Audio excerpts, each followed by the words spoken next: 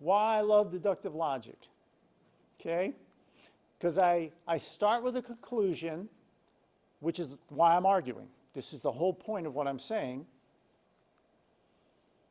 I use premises because I want to support why my conclusion's true. And I tack on reasoning because I want to structure it right so it leads to my conclusion. You should get excited when you see this because this is the normal way people argue with you. They hit you with something in the face with, well, you can't say that because you can't prove it.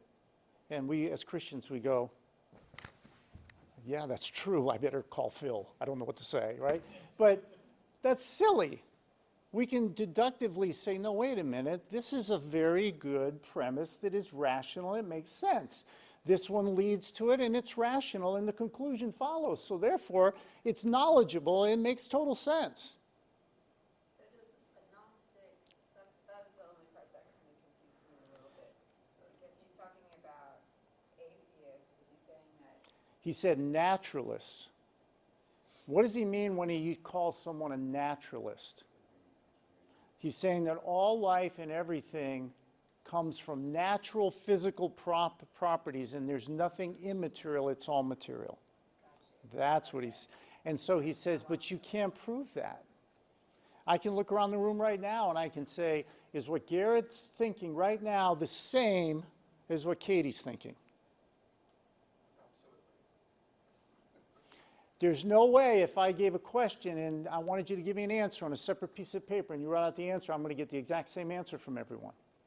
Therefore, physicalism's false, naturalism's false, because there's something immaterial that led you to write that that's different in each person. We know this. Does this make sense? Okay. So this is why deductive logic's so powerful, is when you can use it correctly, nobody can assault it. It's not assaultable. It's true, right? So when we make the argument about the baby in the womb, we literally have to go outside of logic to say it's okay to kill the baby. Can you quickly cover the difference between atheist and agnostic? Yeah, so an atheist, when we say theism, what are we saying?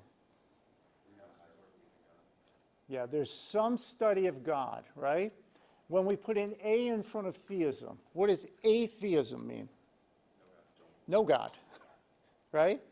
So you're literally saying, just like we do in the English language, that God, there is no God. Can you prove that? No.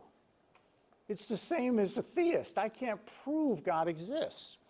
I can demonstrate with inductive logic, with evidences, and certainly the Bible allows me to go and see those evidences are real because it says the same thing in the Bible, but I'm not 100% certain because Jesus is not going to walk in here and say, hey, get out of the way, let me take over, right?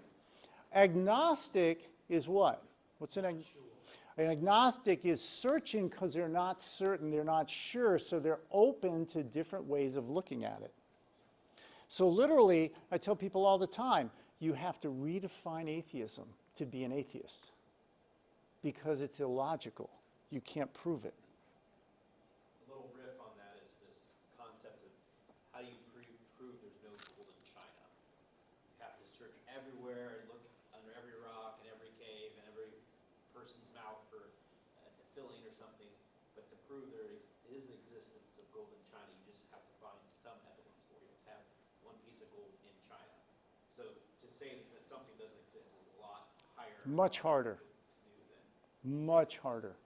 Right. So the tactic atheists take is you'll never see a conference where they're saying, I'm about to present all my evidences for atheism.